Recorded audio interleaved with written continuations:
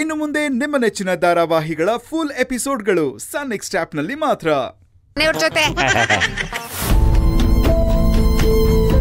ನೀವಿಲ್ಲದೆ ಹೋದ್ರು ತುಂಬಾ ಜನ ಸಿಗ್ತಾರೆ ಅನ್ನೋದು ಬೇರೆ ಮಾತು. ಆದ್ರೆ ನೀವಿದ್ದಂಗ ಆಗಲ್ವಲ್ಲ. ಅಂದ್ರೆ ಇಷ್ಟು ದಿವಸ ನೀವು ಗಂಡ ಹೆಂಡತಿ ತರ ಇದ್ದಿದ್ದು ಅದೆಲ್ಲ ನಾಟಕ. ನನ್ನ ಮೇಲೆ ಇವ್ರು ಎಷ್ಟು ನಂಬಿಕೆ ಇಟ್ಕೊಂಡಿದ್ದಾರೆ. ಇವ್ರಿಗೆ ಈ ರೀತಿ ಮಾತಾಡಬಾರ್ದಾಗಿತ್ತು. ನನ್ನ ಗುರಿಗೋಸ್ಕರ ಈ ರೀತಿ ಸುಳ್ಳು ಹೇಳಿದ್ದು ತಪ್ಪು ಅನಿಸ್ತಿದೆ. ಆದ್ರೆ ನಾನು ನನ್ನ ಗುರಿನೇ ತಲುಪಲಿಲ್ಲ.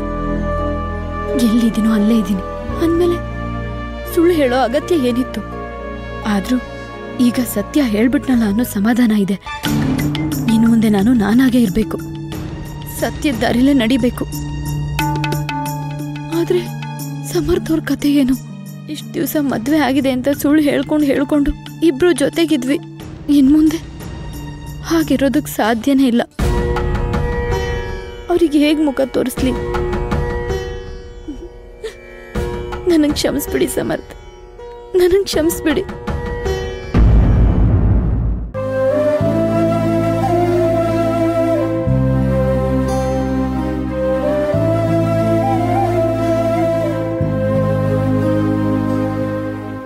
ನಿಮ್ ಜೊತೆಗೆ ನಿಂತು ನಿಮ್ ಗುರಿ ಕಡೆ ಕರ್ಕೊಂಡು ಹೋಗ್ಬೇಕಾದವನು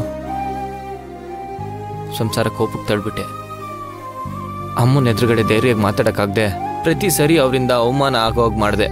ನಿಜ ಹೇಳಬೇಕು ಅಂದ್ರೆ ನೀವು ನನ್ನನ್ನು ಕ್ಷಮಿಸ್ಬೇಕು. ಆದ್ರೆ ಕ್ಷಮೆ ಕೇಳೋ ಯೋಗ್ಯತೆನೂ ನಂಗಿಲ್ಲ.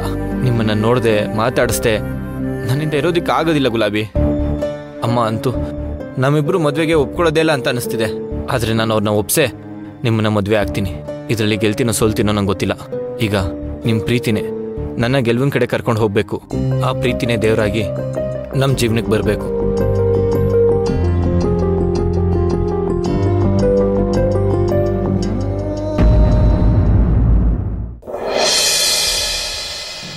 ಹೇಳಿ ಸೀತಮ್ಮನವ್ರೆ, ಮುಂದೆ ಏನ್ ಮಾಡೋದು?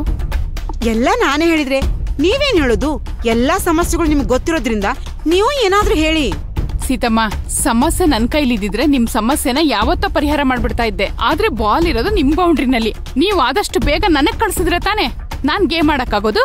ಅಯ್ಯೋ, ನಾನು ದೊಡ್ಡ ನಾಟಕ ಆಡಿ ಅವಳು ಮನೆಯಿಂದ ಹೊರಗಡೆ ಹೋಗಾಕ್ ಮಾಡ್ದೆ. ಆದ್ರೆ ನನ್ ಮಗ ಮತ್ತೆ ಅವಳನ್ನ ಕರ್ಕೊಂಡು ಬಂದಿದ್ದಾನೆ. ನಾನು ಇವಳನ್ನೇ ಮದುವೆ ಆಗ್ತೀನಿ, ಅದು ನಿನ್ ಪರ್ಮಿಷನ್ ತಗೊಂಡು ಅಂತ ಚಾಲೆಂಜ್ ಬೇರೆ ಮಾಡಿದಾನೆ. ಅವ್ನ್ ಹೇಳ್ದ ಅಂತ ನೀವ್ ಒಪ್ಕೊಂಡ್ಬಿಟ್ರಾ? ಅವನ್ಗಿಷ್ಟ ಇಲ್ಲ ಅಂದ್ರು ಅವಳನ್ನ ಅವನ ಜೊತೆ ಮದುವೆ ಮಾಡಿಸ್ಬಿಡ್ತೀರಾ ಸೀತಮ್ಮ? ಅದು ನಾನ್ ಸತ್ರು ನಡೆಯಲ್ಲ.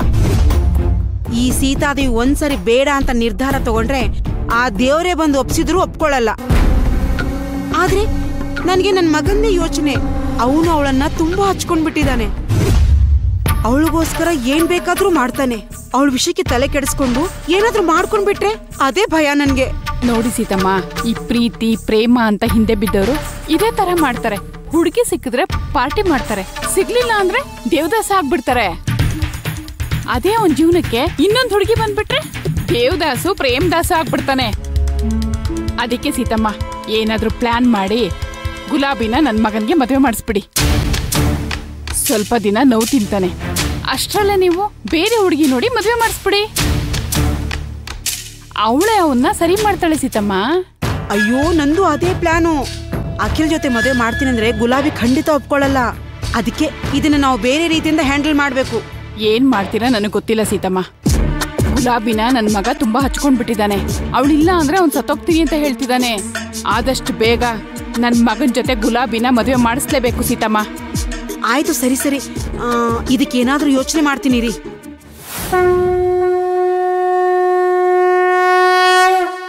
ದೇವ್ರೆ, ನಿನ್ನೆಯಿಂದ ಗುಲಾಬಿ ಅವ್ರನ್ನ ಮಾತಾಡ್ಸಕ್ಕಾಗಿಲ್ಲ. ಅವರು ನನ್ನ ಬಿಟ್ಟು ಹೋಗ್ಬೇಕು ಅಂತ ತೀರ್ಮಾನ ಮಾಡಿದ್ದಾರೆ. ಹೇಗಪ್ಪ ಅವ್ರನ್ನ ದಾರಿಗೆ ತರೋದು?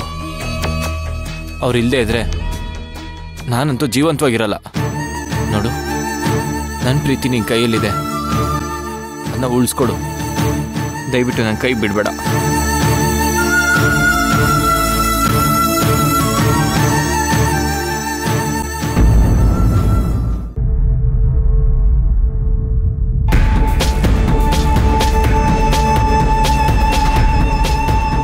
ನಾಗಮಣಿ ಜೊತೆ ಸೇರ್ಕೊಂಡಿದ್ದಾರೆ. ಇವರಿಬ್ರು ಮಾತಾಡ್ತಿದ್ದಾರೆ ಅಂದರೆ ಖಂಡಿತ ಏನೋ ಪ್ಲ್ಯಾನ್ ಮಾಡ್ತಿದ್ದಾರೆ ಅಂತ ಅನ್ಸುತ್ತೆ. ಅದೇನು ಅಂತ ತಿಳ್ಕೊಬೇಕಲ್ಲ. ನಾಗಮಣಿ ಅವರೇ, ಗುಲಾಬಿನ ನನ್ನ ಮಗನಿಂದ ದೂರ ಮಾಡೋದಕ್ಕೆ ಇದೊಂದೇ ದಾರಿ. ಏನ್ ಸೀತಮ್ಮ ಅದು? ಈಗ ಗುಲಾಬಿಗೆ ಅಖಿಲ್ ಜೊತೆ ಮದುವೆ ಮಾಡ್ತೀನಂದ್ರೆ ಅವಳು ಖಂಡಿತ ಒಪ್ಕೊಳ್ಳಲ್ಲ. ಅದಕ್ಕೆ ಒತ್ತಾಯ ಮಾಡಿ ಆದ್ರೂ ಮದುವೆ ಮಾಡ್ಲೇಬೇಕು. ಬಲವಂತವಾಗಿ ಅಂದ್ರೆ ಹೇಗೆ ಸೀತಮ್ಮ? ಅವಳು ನೆತ್ತಾಕೊಂಡೋಗಿ ಮದುವೆ ಮಾಡ್ಕೊಳ್ಳಿ ಅಂತನ? ಅವಳನ್ನ ಕರ್ಕೊಂಡೋಗಿ ಮದುವೆ ಮಾಡೋದು ತುಂಬಾ ಕಷ್ಟ ಆಗತ್ತೆ. ಅದಕ್ಕೆ ಅವಳು ಮನೇಲಿ ಇರುವಾಗ್ಲೇ ಮದುವೆ ಮಾಡಿಸ್ಬಿಡ್ಬೇಕು.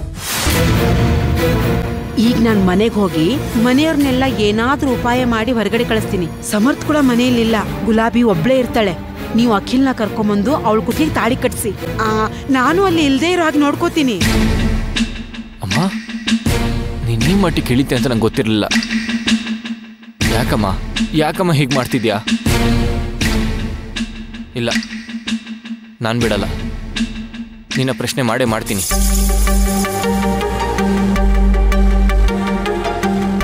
ಬೇಡ, ಇದು ನನ್ನ ಕೇಳಿಸ್ಕೊಂಡಂತ ಗೊತ್ತಾದ್ರೆ ಅವ್ರು ಬೇರೆನೇ ಕತೆ ಹೇಳ್ತಾರೆ. ಇಲ್ಲ, ನನ್ನ ಗುಲಾಬಿನ ನಾನು ಕಾಪಾಡ್ಕೊಂಡ್ಲೇಬೇಕು. ಸೀತಮ್ಮ, ನಿಮ್ ಪ್ಲಾನ್ ತುಂಬಾ ಚೆನ್ನಾಗಿದೆ. ಇವಾಗ್ಲೇ ಹೋಗಿ ನನ್ ಮಗನ್ ಕರ್ಕೊಂಡ್ ಬರ್ತೀನಿ. ಅದೇನ್ ಪ್ಲಾನ್ ಮಾಡ್ತೀರಾ ಸ್ವಲ್ಪ ಬೇಗ ಮಾಡಿ, ಓಕೆನಾ? ಆಯ್ತಾಯ್ತು.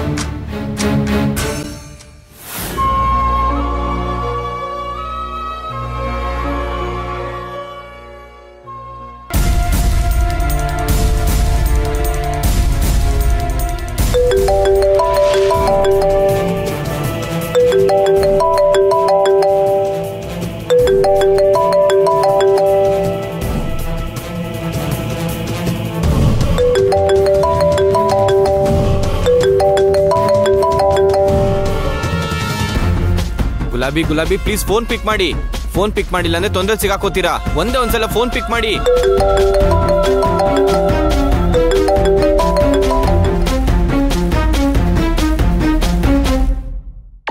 ಸಾರಿ ಸಮರ್ಥ್ ಅವ್ರೆ, ನಂಗೆ ಏನ್ ಮಾತಾಡ್ಬೇಕು ಅಂತ ಗೊತ್ತಾಗ್ತಿಲ್ಲ.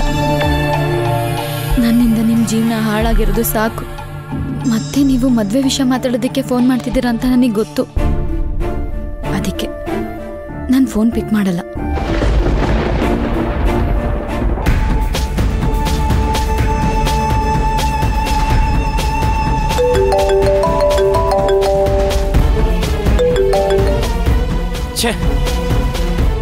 ಯಾಕೆ ಇವರು ಫೋನ್ ಪಿಕ್ ಮಾಡೋ ಥರ ಕಾಣಿಸ್ತಿಲ್ಲ.